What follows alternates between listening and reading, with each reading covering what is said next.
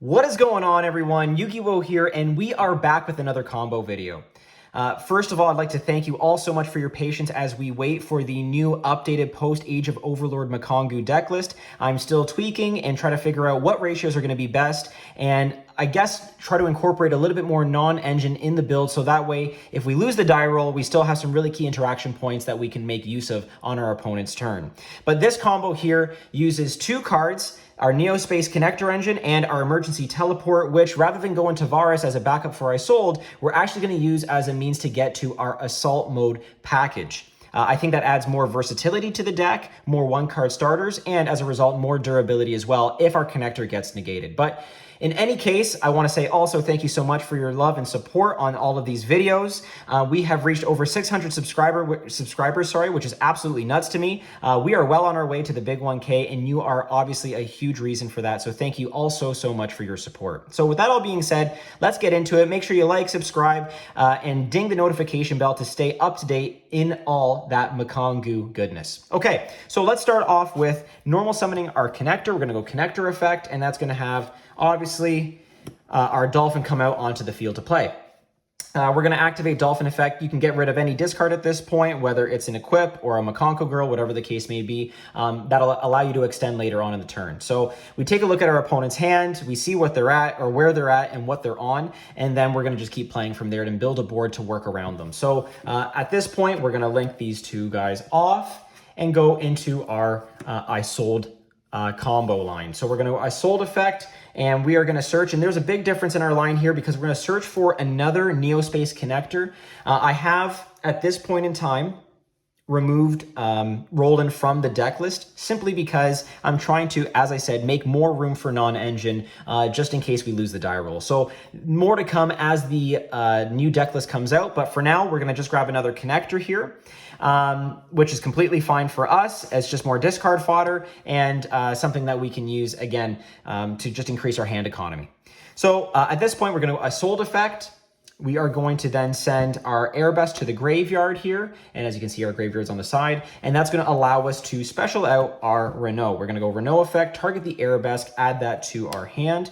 This should look pretty familiar from other lines in the past, but we'll keep going anyway. We'll go Arabesque effect, equip to Renault. We're going to go Arabesque effect, obviously, to now special out our Hare here.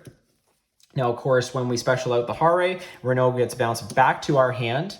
And then we're going to trigger off Hare to search for our Fire Dance equip. So far, so good. Now we have, of course, a Fire Warrior on field. So we're going to then special summon our Renault, and it becomes a tuner as a result. We're then going to synchro summon these two.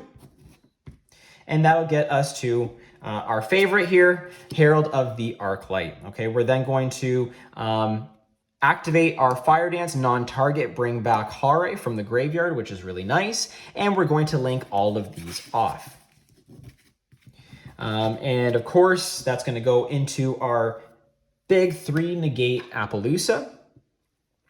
And we'll move that down here. And then, of course, we're going to trigger off our Herald effect in graveyard to give us access to our Ohime. And that's how we bridge into the Ohime line from here. So now, right now, we have a Neospace Connector or a Roland if you can choose or continue to choose to play it.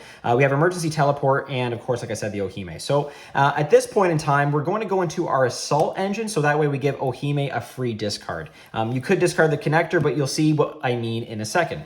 We're going to fire off our Emergency Teleport. That is going to allow us to special out our Psyreflector, okay? We're going to go Psyreflector effect, and that's going to allow us to add to our hand Assault Beast, okay? So we'll add Assault Beast to hand. We'll then activate Assault Beast effect, sending it to the graveyard or discarding it to the graveyard, and then adding Assault Mode activate.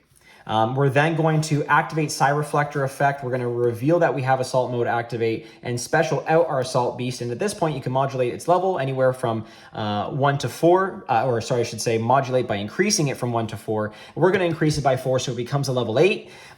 Put the Assault Mode back in hand, and we're going to go level 8, level 1, and we're going to make it level 9. And you probably guessed it, we're going to go into our Power Tool Braver Dragon. At this point, we're going to activate Power Tool Braver Dragon's effect to equip 3 equips simultaneously to him, which is going to be Axe of Fools, Maya Wishadori, and Durendal. Now, for people that are about to ask me in the comment section, well, why aren't you equipping Angelica's Angelic Ring or Angel Ring? I don't know why Konami messed around with that name, but anyway, the reason being is that you're equipping these three equip spells simultaneously, and as a result, Angelica's Angelic Ring cannot at that moment in time equip because it needs the monster to be equipped already or beforehand. So that's why we can't do that, but you'll see how we can get access to Angel's Ring in a moment. For now though, we're gonna go Durendal effect. And I should say you should probably look for the Oliver here first, and then the Durendal is gonna fall off into the graveyard. Cool, so now we have Oliver in hand, we have Assault Mode Activate, Connector, and Ohime. All of these are very viable. What I'm gonna do next is go Oliver effect by sending the Axe of Fools to the graveyard to special. Oliver then becomes a level 1 tuner as a result. Okay, awesome.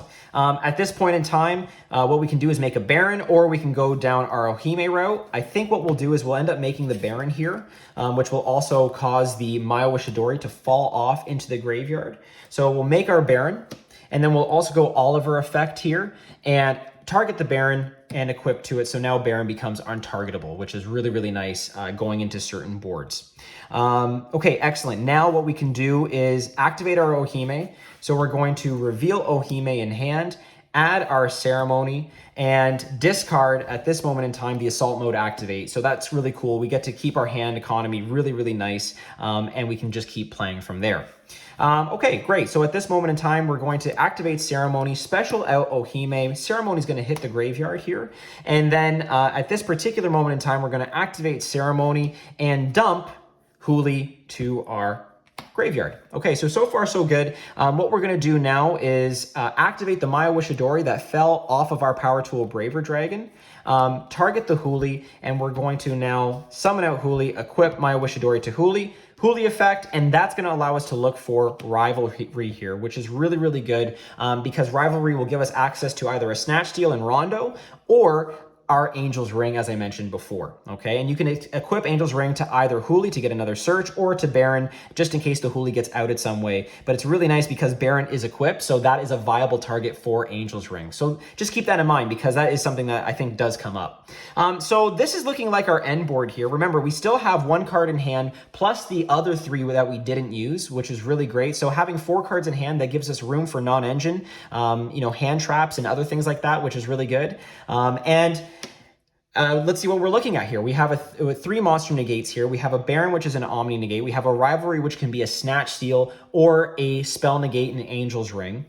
We also have Ohime on board here, which allows us to dig into our graveyard and equip our Axe of Fools to an opponent's monster to then imperm them effectively, right? That gives you a lot of options. There is going to be people saying, well, why aren't you equipping the Appaloosa with the Arabesque that's in your graveyard to make it unavoidable for card destruction, or it cannot be destroyed by card effects, sorry. The reason is we just don't have enough space in the back row right now to effectively do that because Rivalry, again, is going to bring out an equip to the field. So just keep that in mind as well, okay? But as it stands right now, we're dealing with 3, 4, 5, 6 points of interaction on your opponent's turn, 3 to 4 monster negates, an Omni negate, and a Spell negate. I mean, this is a really, really sticky board to try and push through. And of course, what's really nice is that if you use up your Baron de Fleur in standby, that turn in standby phase, you can always bring back your Power Tool Braver Dragon, re-equip Durendal, get more searches, and allow it to just push through that as well. So you have a lot of different options going to be available to you in your graveyard that you can work from there. And that's just really, really nice. And of course, Ohime does come back into hand as well. And if you are playing the Roland, which you can most definitely, then obviously you can have that in your hand as additional follow-up to look for more things by equipping it to Ohime. And when Ohime comes back to hand, well, then you're able to then send the Roland to graveyard and get your search that way as well. So there's a lot of different flexibility here, folks. And that's what I want you to consider as we move along in these lines. Of course, if you saw something different, please do let me know. SP Little Knight is a card. We are definitely going to include that in our next series of combos. I just don't have access to the card right now, but that is definitely a card that you can incorporate into our Mikankguu end boards 100% absolutely. So just keep that in mind. We're also looking at Typhon, obviously, as a card to work with, and our Dark Lancer level 3 Xyz engine as well. Truth be told, I've cut the Armor Xyz trap card. I think right now it's just too much of a brick. And I think there are other means of getting to Lancer that are a lot more effective anyhow. So with that all being said, folks, we have more videos coming up. Please stay tuned for the post Age of Overlord deck list. It's going to be really spicy, and I think it's going to add a lot of sort of, like I said, versatility and durability to our end boards and to just our style of play. Being able to combine both the Assault engine and the Connector engine just gives us way more one-card startup opportunities that allow us to push even further into boards, and of course bait interactions to allow us to, you know, pivot on a dime and reflect damage using our Mikankguu girls. So with that all being said, folks, thank you so much for watching, listening, and giving me your attention. This is Yu-Gi-Oh! With our new 2-card combo, signing out.